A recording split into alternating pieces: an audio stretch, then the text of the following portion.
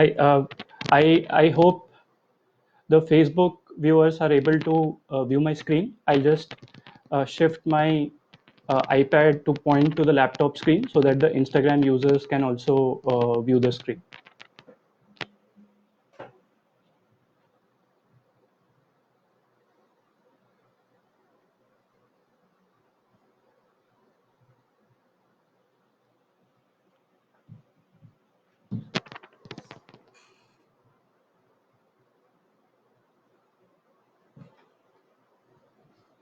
I hope the Instagram users are able to view the laptop, which I'm using to present. In case you want to watch the slide directly, you can head to the Facebook page where I'm just sharing my screen and doing this. Otherwise, you can log in here and continue viewing the screen on my laptop itself. So let us begin this session. Sorry for the bit of a glitch. I was trying to figure out how to share screen in Facebook. So, so this session, as we discussed, is going to be about technology in sports, and we are going to keep it simple. We are going to cover just five points today, starting with a bit of introduction about me and the sports ecosystem itself. Then we'll move on to the value chain of sports technology, and value chain is nothing but a mapping of the stakeholders and their objectives. Then we'll dive into a few examples of technology in sports. Uh, the sports technology is quite vast, so I have picked four relevant and contextual examples, which we can discuss in the time frame that we have. Then we'll try and put it all together into what I like to call a problem-solving framework. And then finally, we'll discuss how can you contribute as people who are working in the ecosystem, whether be it players or coaches or professionals or administrators. What can your role be in this entire ecosystem? So so let us begin. Let us begin with a bit of my journey so far. Why am I here? Why am I taking this session? What has brought me here? So my journey started with being born and brought up in Jamshedpur. As a lot of you would know, it's a relatively small town run by the Tatas, which is why there is a strong sports culture that is there. And I was fortunate to be born and brought up in that sports culture. Some of it permeated to me, and although I wasn't any good at playing, but I followed a lot of sports, and I was really interested in the technology aspect as well, which we tried out in college when I went to IIT Bombay. I was there from 2003 to 2007. Again, played a bit of sports, but wasn't really good at any of them. But started a few initiatives there, which helped me launch my own sports ventures. I had a couple of them. I started back in 2010 with my first venture called Sportswave, and then we changed the business model, and we pivoted into another one called Go Sporto, and a lot of technology was built and used in that. It was a recreational grassroots sports venture for people like me, working professionals who wanted a place to play and people to play with. And I'm really proud to have helped more than 50,000 people get back to the playground in that duration. And our initiative was also awarded at MIT Sloan in one of their fellowship programs. Then I moved on from being an entrepreneur to an educator. So I'm currently teaching the technology in sports course at IIM Rohtak as a part of their sports management program, and I'm also teaching courses on entrepreneurship at IIM Trichy and at Calcutta.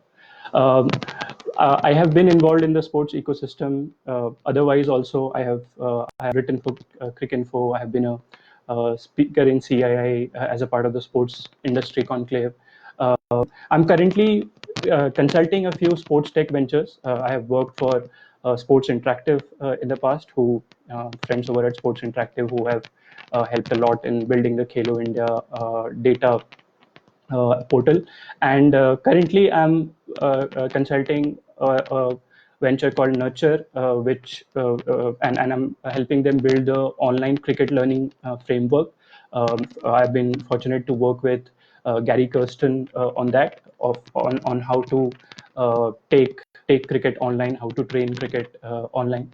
And then I'm also involved in formally and informally mentoring and advising a couple of startups in the recreational sports and the sports technology space, which is Parklife and Tweak. We'll hear about Tweak a little bit later. So that has been my journey so far. I've been involved in sports, around sports, all the time, not as a player, but as someone who contributed to various other aspects of it.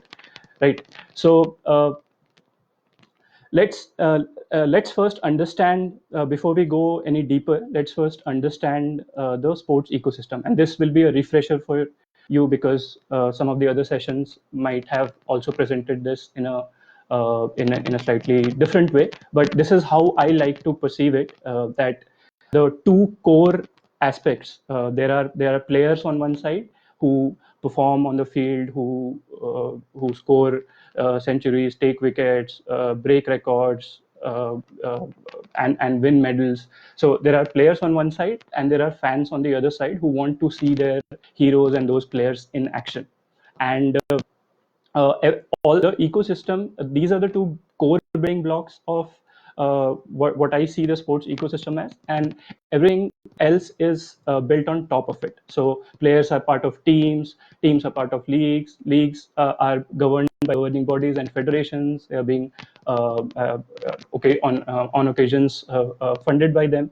And then two other building blocks are brands, which bring in the money in the ecosystem, and media, which is one of the ways in which the fans can see their heroes in action. So one of the ways is going to the stadium and watching them live, but the other, more scalable and mass method, is to follow them on TV, or on broadcasting on OTT, or on social and digital media. So this, in essence, is what I perceive the sports ecosystem to be.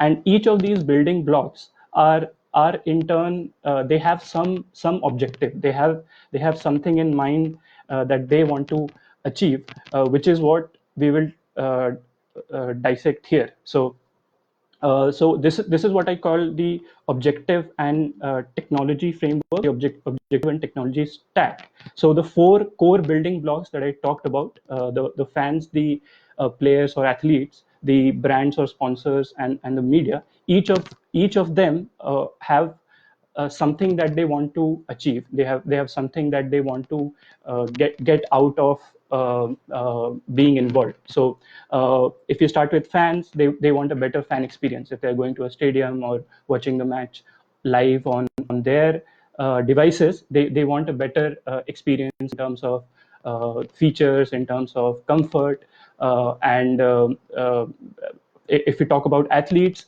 they want to be better. They want to become better than yesterday. They want to become the best in their field. They want to break records, win medals, and win championships for their teams and for themselves. So how they do that? They do that by better training. So coaches, experts, consultants, sports science professionals, all of them come together to make sure that athletes become better at what they're doing. Then the other two, I'll not touch upon them, because that is not probably in some other session we can talk about that. But sponsors and the media channels, the media houses, they also want something out of the ecosystem. They have certain objectives. And if we talk about technology, it helps all of them solve that, or achieve that through various technologies that exist. And the four that we are going to talk about today, the Internet of Things, sensors, robotics, then data and related technologies, which is analytics, AI, artificial intelligence, ML, machine learning, then immersive media, which is augmented reality, virtual reality, mixed reality, and computer vision. So these are the four technologies that we'll talk about. And data and related is more of a vertical than a horizontal, and by that I mean it's involved in each of these. There are cross linkages everywhere, but data is something that does not exist in isolation. It is embedded and integrated in each one of these. So with these objectives in mind and these data, these technologies in mind, we'll see how the objective of developing better athletes is getting served. And we'll talk about only one pillar today that is most relevant to this session, which is how does technology help in developing better athletes? How does technology help in athlete training? So before we go into the examples and understand those technologies that I just listed out, I would like I would like to spend a minute on just defining what problem solving is, because what I have observed, what I have seen is that technology is nothing but a tool or a enabler that helps you solve a problem. So if we go down to the basics of problem solving, the fundamentals of problem solving, it is essentially identifying a problem or an enhancement, and you can think out any problem, not just sports, but any problem that you might have. Let's say you want a faster phone, or you have some problem in your TV that you want to fix, or in some problem in your microwave blender. So you identify a problem, then you or an expert comes and probably they have knowledge of how that can be fixed, how that can be how that can be fixed, how that can be enhanced, made more efficient, because they have some knowledge, some experience, some hunch, by being present in this in the ecosystem, by being an expert. So they use that, then they either fix it in one go, or they iterate and experiment. They do something, then they test something out, then they do something else, and then finally some data, some information is being captured and analyzed, which can be manual or using technology, which goes back to which goes as a feedback to your knowledge, experience, hunch pool that you have. So just keep this in mind. We'll come back, we'll circle back to this later once we have discussed the various technologies and see how this still makes sense. And this is what this is essentially the distillation of what a framework looks like, and we'll see how the sports technology aspect fits into this really simple framework of problem solving. Yeah. So let us start with the first technology that we will talk about, which is Internet of Things and a bit of robotics. Now, Internet of Things, as the name suggests, is everything in the world that can be connected to the internet or to each other. So your smart fridge, your smart bell, your smart light, whatever is there that can talk to each other, that can interact with each other, uh, becomes part of IoT. Curiously, the earliest example that we have of an IoT being used is a Coke dispensing machine in Carnegie Mellon University in the US. So they wanted they wanted Coke that was cold. So they created a smart dispenser which could send in the temperature of that dispenser to the people sitting in the lab, and then they would know that when the temperature, when the beverage has become cold, and they can go and pick it up. So a lot of technology is emerges out of laziness. You have a problem, you are lazy, you want to solve it, and a new technology comes in. So so this was an earliest example of Internet of Things, but of course since then almost every device that we know of, right from thermometers to weighing machines to everything, has become smart and connected to the internet, and you can get data right in your mobile devices, right? uh, there is a additional concept of quantified self, which is a subset of IoT. And a quantified self is nothing but uh, um, things that you can measure, your data, your stats, your things that you can measure. A very simple example of quantified self is the weight, the weighing machine that you have. So if if you weigh yourself and you keep a log, it is nothing but having a vital stat, having a stat that reflects some data point that your body has, right? So the left image that you can see is one of the earliest example of quantified self. This is how it looked like. So there was an engineer who packed all the devices in what looks like unfortunately, it looks like a bomb vest, and all these sensors, all these different devices which would feed in data to a particular computer. It essentially is almost like a computer in itself, and this is what the world looked like in 1996 when the form factor, affordability, the connectivity, fast speeds. We now have 5G technology in which data can be transmitted from one device to another really fast. But none of that existed back then. So this is what a quantified self look like. And on the right, you can see how sleek and small and a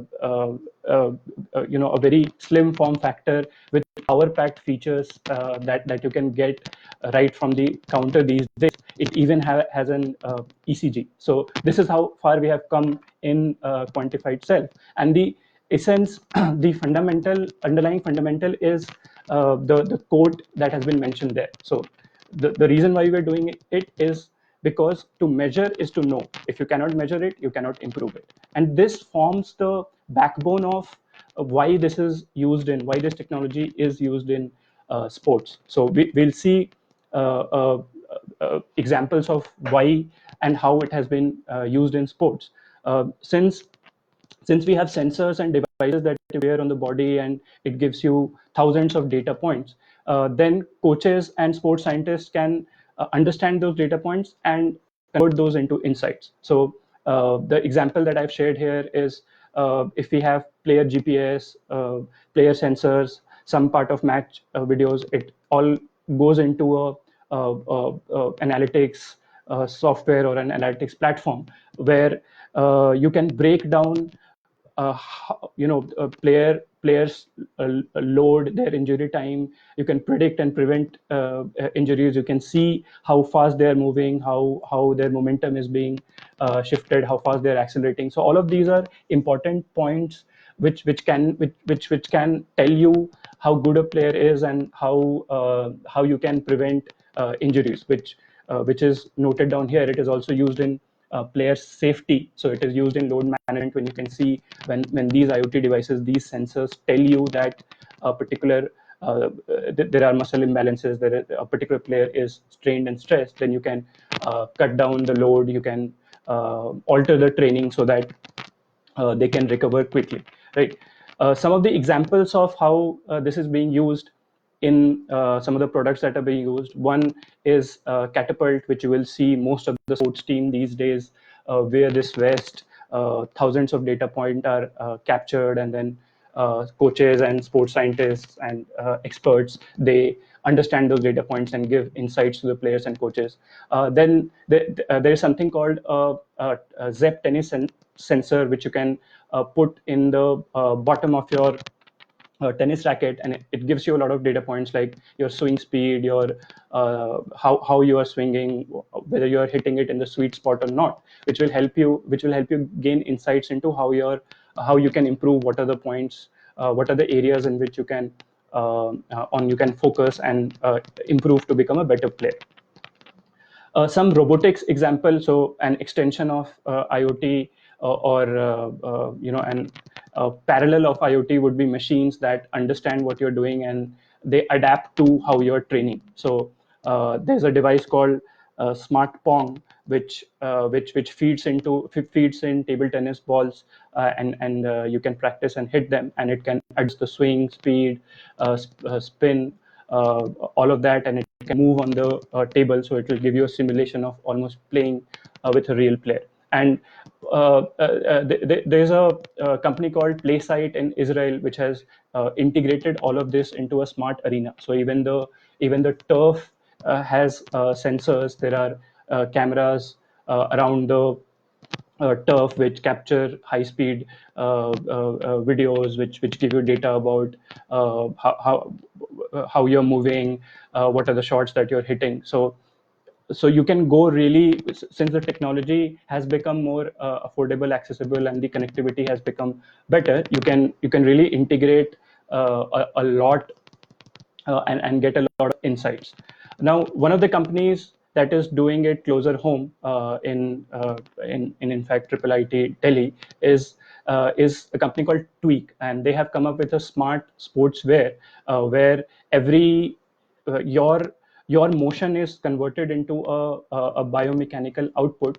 And in this example, they're using a cricket context where a bowler is bowling wearing that vest, and you can see the elbow angle. You can get hundreds of data points which will uh, help you get a lot of insights and give feedback to the bowler. So, for example, whether the bowler has a legal or illegal action can be got if you have the biomechanical data, whether they are landing correctly, whether they have front on or a mixed action. So a lot of things uh, um, can be analyzed if you have that biomechanical data. And this is one company closer to home that has implemented it.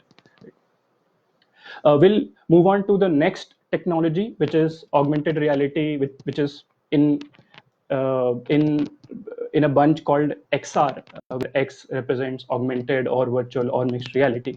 And you might have seen these devices. Some of the phones also come with some virtual reality headsets, and there are some minor differences between these three. Virtual reality is where you cannot see the world that is there outside. Augmented reality is where you need a device to see to augment something on top of the environment. So, for example, you can use your phone and point it to the table, and some object would emerge on top of it. And in mixed reality, you don't need anything. The object is blended with the real world.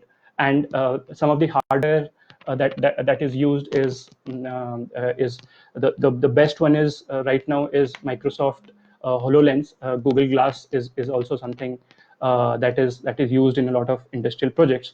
But these innovations are also being used in sports, and especially in indoor sports training, something that would have been very helpful in these times. So on the left, you can see how HoloLens is being used in sports, in tennis training, where you wear that Microsoft HoloLens headset, and you can set targets. So, for example, in tennis, if you want to uh, learn a particular shot or hit hit, let's say, a cross court forehand. So instead of placing a real target, you can wear this device which lets you see the environment, and then has targets in front of you, and you can mix and match. So one shot as a cross court forehand, then one shot down the line. These targets are going to change as and when you define that. So there's a company that is building sports training interfaces on top of augmented reality. One of them is in the US, called Striver, which is being used in the NFL, in their American Football League. One of the important things in NFL is quarterback training, where the defensive players come and block you, and you have to look and throw a pass down to the right player. So instead of having 11 players or 15 players, or being in a real environment, if you wear this HoloLens, you will be transported into a live scenario, and you can change the scenarios. And there's an indoor setup where the ball that you throw goes into a net, and it tells you whether you did the right pass or not. So a lot of time, resources, energy, and again, in these times, something like this would have been very helpful, where you could go to an indoor environment and just practice real life scenarios.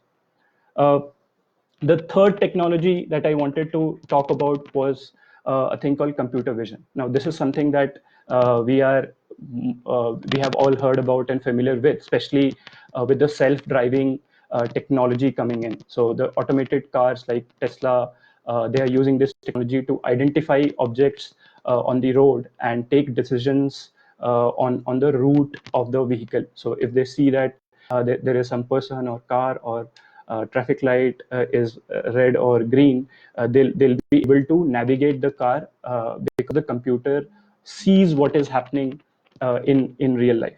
And the application of this is immense in sports, because if you have a decent camera setup, you can identify what the player is doing, and you can break down their technique, their posture, and give them real time feedback. So this is what is called as training the model. So once the computer captures something, you have to tell what it has captured, and once you train it enough, it'll be able to do it automatically, which in essence is the core of machine learning or artificial intelligence. Now, how is this used in sports? There are a couple of examples that I've come across. One of them is in cricket, where they use computer vision to figure out the shot that is being played. So this is from a research paper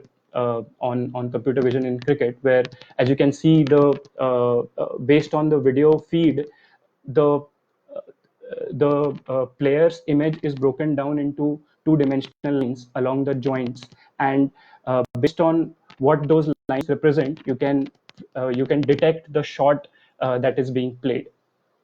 The next level of this would be to figure out whether the shot that was being played is correct in technique or not. So we'll take an example later and see how this can be applied. But this has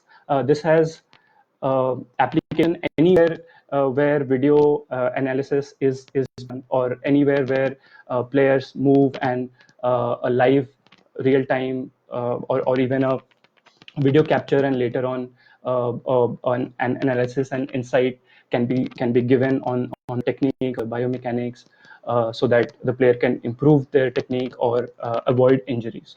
An application of this was also done in badminton. So one of my ex-colleagues went to Triple IT Hyderabad to work in a lab where they interface with the sports bodies and come up with solutions to their problems. So one of them was using a live feed to identify the players and identify that the shot that they were playing. So the live feed of uh, uh, um, Olympics or PBL was used, and the distance run, the kind of shot that is being played by the players, all of that could be analyzed without any manual intervention, because they had trained the model to break down this game and the shots into the model, so that the computer itself could identify whether it's a smash or a forehand or a lob. So they could do that in real time. And in fact, they were invited. It was used in live broadcast in PBL final of 2019, where their technology was used to give live distance run by the players and the shots that they were playing.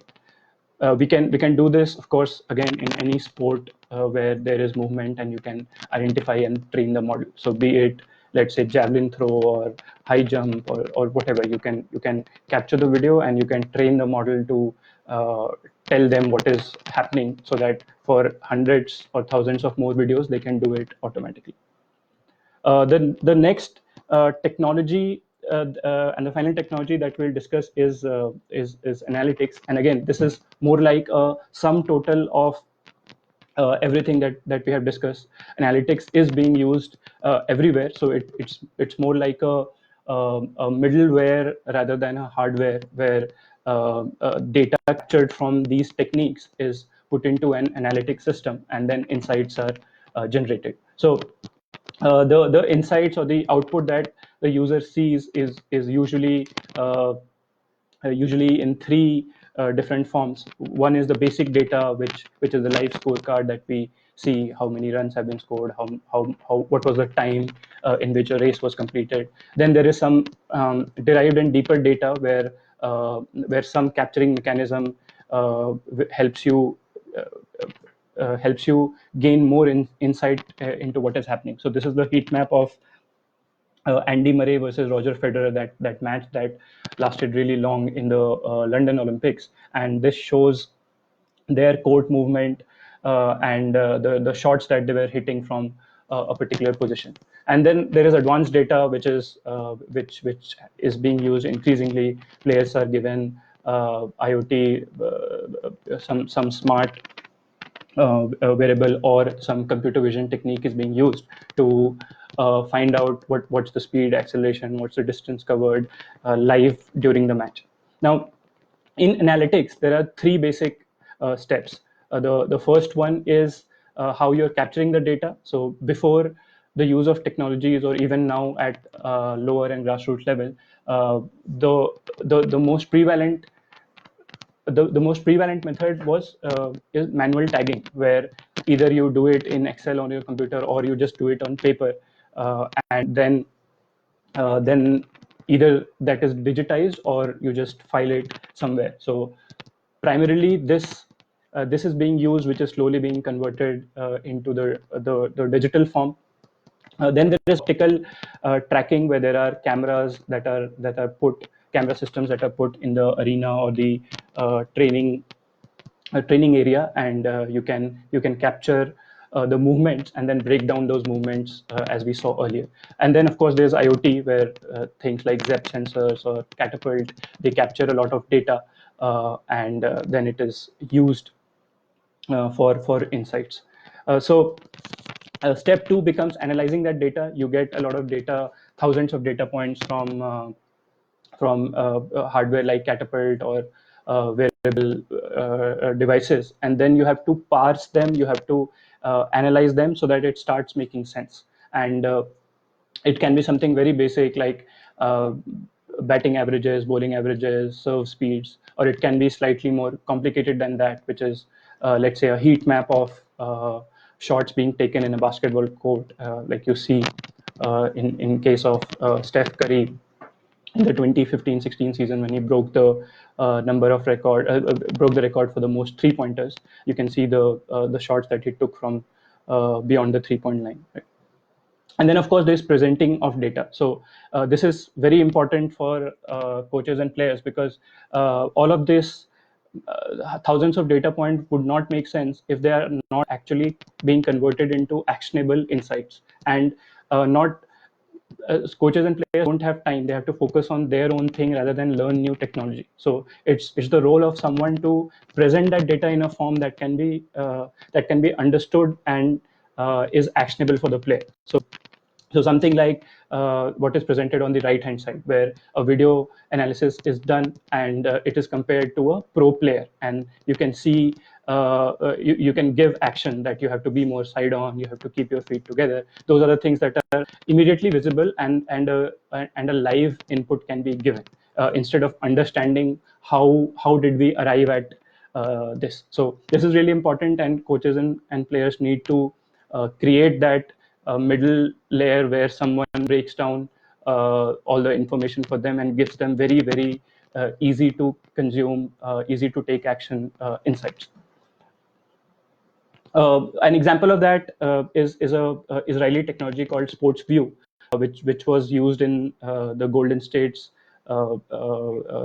season, where they broke all records. And this is taken from the Israeli missile tracking technology. So things that have been used in war are the next natural progression is for them to be used in sports. So you can see that these cameras, high-speed cameras, they track the movement everywhere, and they break it down to two-dimensional spatial objects. And a result of that would be something like some infographic like the one that you see on the right hand side, where you can get where players are making their play, what are the shots they are hitting, so that you can ask the defense to make sure that you don't allow someone like Steph Curry to shoot from a particular zone. So it is used in fan engagement, where fans are given really cool insights into what is happening into the game. And of course, it is used in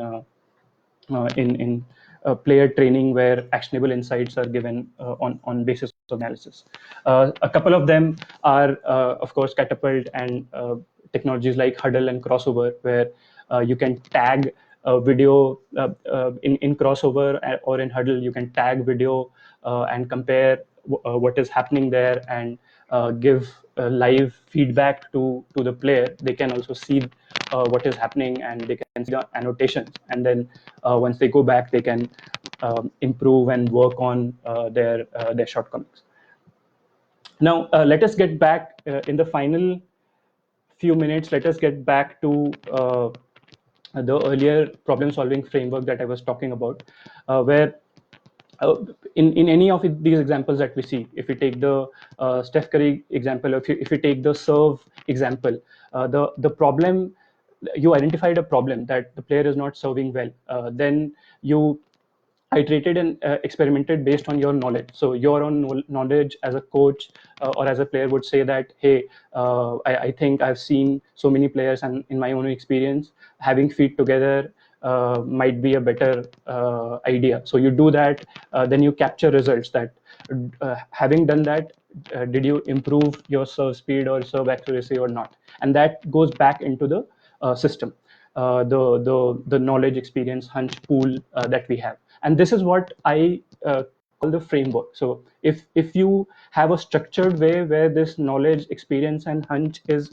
stored, that is essentially what a framework is. And this decision making framework, with the use of technology, leads to accurate and fast problem solving or enhancements of whatever is going on currently. And every example that we saw, right from computer vision, where let's say the shots were analyzed, to IoT, to AR, VR, all of them started with this, that there was a problem or an enhancement that was perceived, and somebody implemented technology and captured results. And with these iteration and experiments, finally some result was achieved, and that went back into the knowledge pool. Now, what exactly is framework? A few of you would be familiar with the international tennis number, ITN in tennis, where uh, where they uh, where they are able to tell what grade a particular tennis player is based on certain parameters. So they have identified that if I need to uh, tell whether person A is better than person B, or I need to assign a particular number to a tennis player, I have to check their ground strokes, depth, their accuracy, their serve power, serve consistency, accuracy, volley depth. So they have broken down the game of tennis into very similar objective parameters, and then they just do a 20-30 minute test. So a feeder is present who feeds the balls, and they have broken down a court into areas. So if you hit a ball with power and it goes into the 3 point area, and then it hits the back of the perimeter in just one bounce, then you are given a certain number of points. So they have broken down sports into very objective and measurable things rather than intangible things. So when we go to a particular coach, they have a way of understanding. They have a certain understanding about the game. Somebody else has some understanding about the game. But just like in education or in computers, there's a programming language that puts all of this together. Similar things exist in sports, and effort, one of the recommendations out of this session would be an effort to make this make these frameworks so that technology can be built on top of it. And here's an example that I'm currently involved in as a part of Nurture and Gary Kirsten Cricket, where Gary is building an online learning framework for cricket, and we are trying to figure out everything that every little thing, right from bowling to batting to fielding. How can we create a framework where we are able to say whether this player is at level 2 or level 3, and then what can we do to help him or her go to the next level? And an illustrative example is, let's say if we analyze batting and specifically a particular shot, and this is illustrative, don't quote me on it. So things like eyes being on top of ball, or full face of the bat, or power balance being on the balls of feet, or how the bat follows through. All of this are components of whether of whether a coach can tell whether this particular player is playing the straight dive properly or not. Right now it's intangible. The coach sees and has a visual frame of reference and says that, this person is has a brilliant straight drive. But if we put in some effort, we can make it more objective, and make it more measurable. And this is where your role comes in. So coaches, they have their immense knowledge, immense experience. They can help build these frameworks, right, from badminton to tennis to squash to boxing. Any sport, there are things that you already know, and you can build these frameworks on how a particular player can improve, or how a player to reach the next level, what are the things that a pro or a champion does, and you put that into the framework and help your player improve on those levels. And then once the player comes with a problem that, coach, I'm not able to do this or that, they are able to just look at their framework and say that, hey, try these 4 or 5 things, and maybe that will help. Now the role of players, of course, is to identify these problems and go to the coaches or the techies with them, and to test and provide feedback on whether those solutions are working or not. And the roles of techies is to understand these problems, break it down, and then use the best technology that can be used to capture and analyze information. Now, whether that technology is IoT, whether that technology is computer vision, or any other technology, they just make things faster, easier, more accurate, with the help of coaches and players. And the overall ecosystem is driven by administrators, federations, where they create policies. They set up teams for to help foster this interaction between research, technology, foster a culture of using technology, create a dedicated person who can become the interface. So all of you present have certain role in making sure that more technology and more technology research is being used to enhance the efficiency, to make players better, help them win more medals, help them perform better, become better than the other day. And this is the role of coaches, and I'll reiterate this, is to make sure that their knowledge is converted into objective frameworks which the techies can easily understand, and help them analyze and deliver results. Now finally, we'll end this session with just a just an example of how this framework and technology is used to can be used to solve problems, and a very simple one. So let's say if a cricket player goes to a coach and says, hey coach, I'm not bowling as fast as I used to.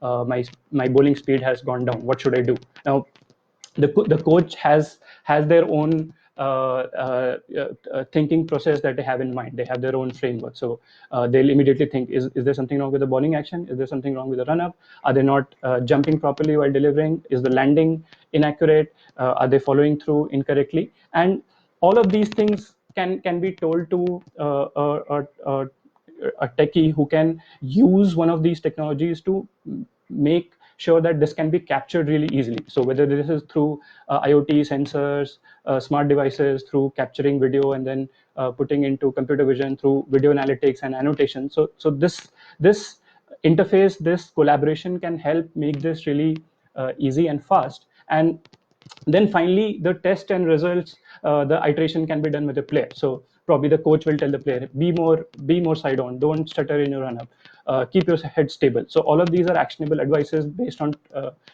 the input that they got from the coach, and the data, the technological interface, the data that was captured that helped them give that information. And finally, whatever is learned from the system goes back into the framework reference as feedback.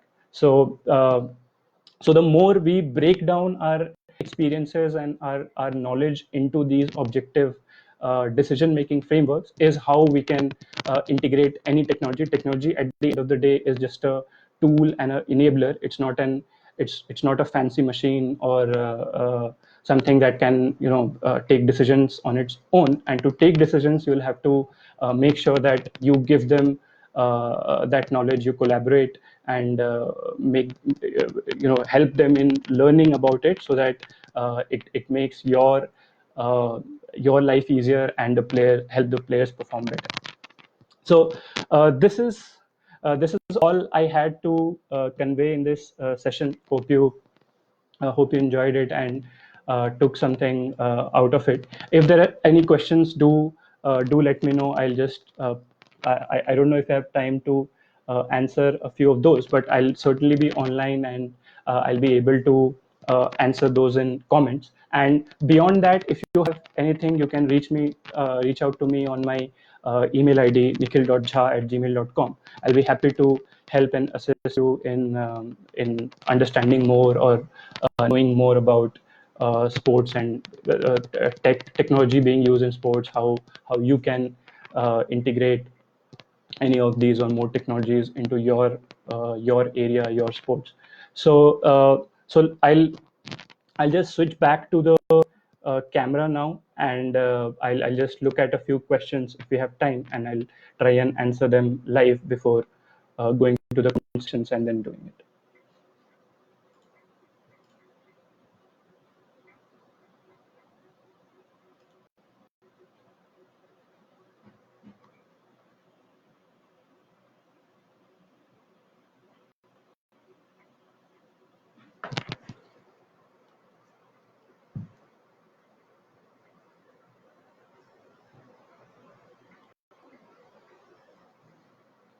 So I'm just looking at a few comments. I don't know how to.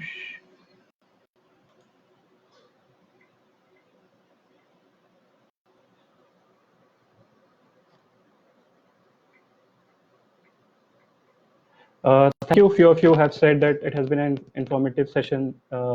Thanks a lot for that.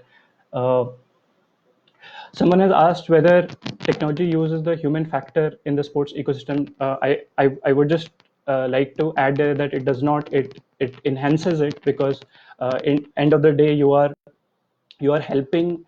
You are able to see the data points that you won't be able to see from the naked eye. So let's say if you have if you how do I stop screen share?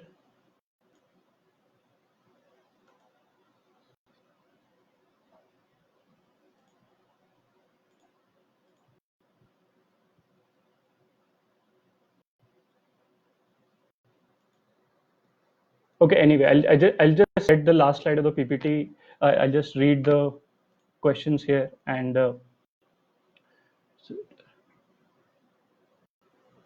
Bhavneet has asked, can you suggest some useful resources that coaches, scientific staff, administrator, and athletes can follow? Bhavneet, there are a few links, and I'll just once we are done with the session, I'll put it as comments which you can use. There are a few websites and a few reports that are really useful, but I would suggest that there should be an interface between the coaches and the players, because coaches and players are very busy in their own domain. So if someone can help them understand that, that would be really better.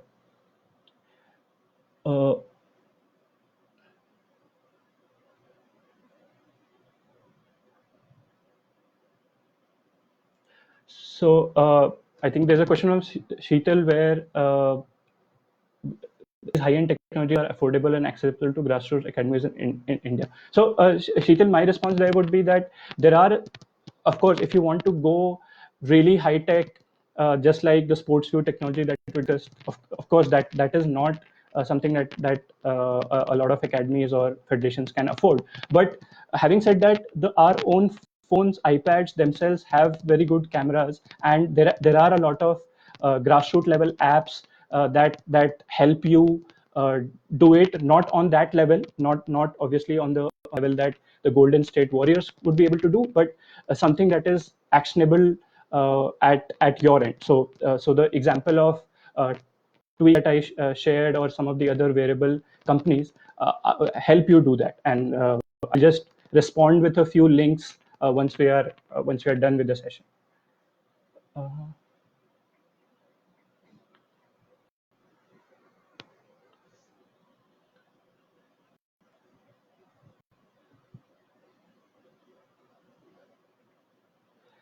Okay, so the question of Govind is, while we say technology in sports, how is it different from data science in sports? So Govind, the difference is that the hardware that we talked about, so hardware like sensor, hardware like computer vision, hardware like AR VR, all of that captures data, and then data science is something that uses that data and converts it into insights. So like in case of Catapult, or like in case of Tweak, we have data, biomechanical data that is coming in, which that device gives you that data. Now data science uses that thousands of data points and converts it into insights. So as I said initially, data analytics, AI, ML, data science, all of that is essentially almost like a something that is existing across the technological framework. It's the wire or the ether that binds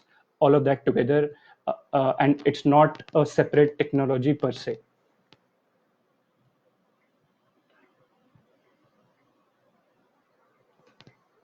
How much of voice technology like Alexa or Google Home are used in sports technology? That's a very interesting question, Sampark. So from what from the information that I have seen, some home fitness startups have started doing it. So there are devices that uh, tell you there are devices that tell you where you know, but usually they are used along with something like a camera. So a camera records what you're doing, and the device tells you whether you are doing it right or wrong, how many reps you have completed. So I haven't seen a totally independent implementation of that, but in uh, pairing something else, I have seen that being implemented really well.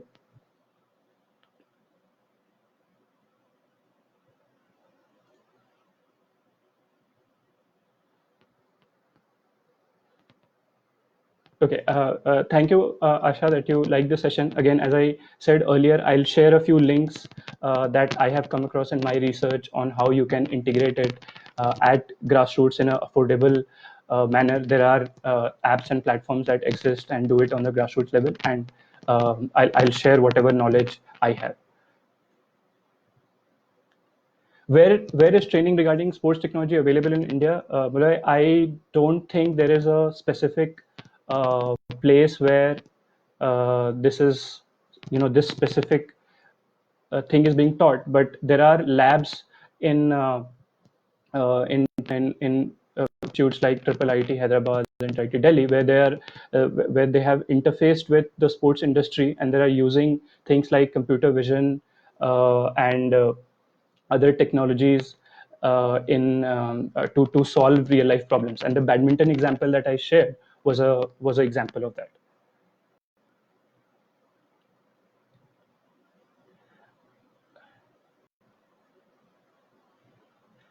An athlete monitoring management system is used in elite sports, and right. So Navneet, as a lot of you will be aware, an athlete management system manages the entire life cycle of the athlete, right, from training to injury management to load management. And these these data points that are coming in, they help you give a full life cycle view. So right from whether you slept properly or not, or what food did you eat, what impact does it have, all of that full life cycle for the athlete can be viewed, and not just one athlete but the entire team. So you can essentially choose your team, choose your training reference, choose your